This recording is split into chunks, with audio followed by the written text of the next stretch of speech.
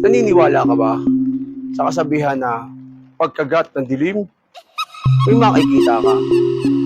Mga elemento na hindi nakikita. Mga bagay na hindi ka panipaniwala. May isang lugar sa Maynila na bilihan ng upuan ng motor na inababalutan ng mga kababalagan. Kaya hindi na nalaksyan ang panahon ng aming team. Pinuntahan namin ang naturang lugar.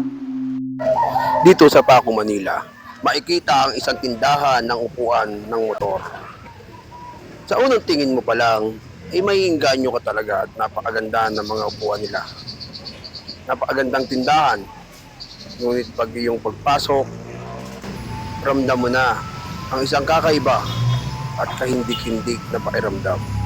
Kaya in-interview namin ang isa sa mga staff ng Sir, magandang hapon po. Ako po si Kuya Yani Vlog. Sir, napunta ang aming team dito sa inyong shop, dito sa may Boswell Custom Seat. Gawa ng may mga nag-report sa amin na source namin na ito daw inyong shop na Boswell Custom Seat dito sa may Manila ay nababalot ng kababalagan. Ano po ba yung totoo? Sa kababalagan po, may katotohanan po na meron talaga. Lalo na, may katotohanan po na meron talaga. Lalo na sa CR, sa Okay. naririnig ko pag ako nagsi-CR. Minsan pinakinggan ko dinibig ko yung tenga ko sa pagkata. May tumatawag na, Pa. Pati sa CR mo talaga mismo na air na. Sa may CR talaga. Sa partit pader. Yes, boss. Sino at Yun ano pala yung mga ano batang yung umiiyak nangyari. sa pader Ano naman ng nararamdaman nyo? CR? Yung, Kaya aming inalam, sinaliksik ang bawat detalye. Nasanay na lang kami kasi ito yung trabaho namin. Hindi naman namin pwedeng iwanan. Okay. Sir, maraming salamat po at paano nalaman na. Kaya hindi na kami nagaksaya ng oras. Aming pinuntahan ng CR at aming aalamin ang katotohanan kung ano ba talaga ang nangyayari sa loob ng CR at sino yung umiiyak sa loob ng CR. Mga bata ba? Mga batang naghahanap ng magulang kung sino ang may salarin.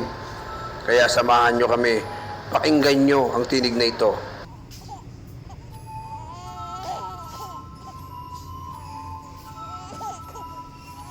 Kaya tinanong namin ang manager ng tindahan, kaya ito ang kanyang kasagutan. Pumunta kami dito sa may Boswell Custom Seat. Gawa ng sabi nila napakaraming tao pumupunta rito. Mga influencer at saka mga vlogger at mga artista. So, at tanong doon sir, may naririnig kami na mga kababalagan dito. Ano ba talaga yung totoo? Yun nga, usually sir, ang complaint din ng ating customers is the way pag nagsi-CR sila dun sa ating dulo, sa Okay. dulo nating production. Lagi na nasasabi, may naririnig daw silang na elemento na hindi nila nakikita. Hindi nila nakikita. Sa gitna ng aming pag-i-interview ay biglang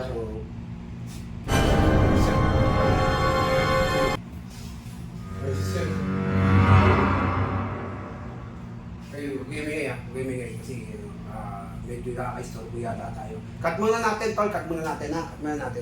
kaya tinawag namin si Iskaluwang. Iskaluwang ang eksperto sa mga ganitong pangyayari. Grabe, nakatayo pala yung buko. Habang papalapit ka, lalong lumalakas. Kinakabahan ako dito. Ito.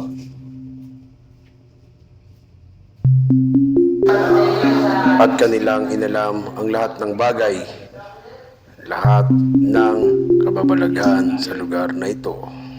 Diretso mo na. Nasimulan na natin ito eh.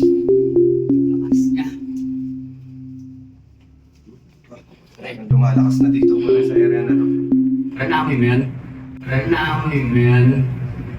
Amoy ko. Parang ganito ba talaga amoy nila?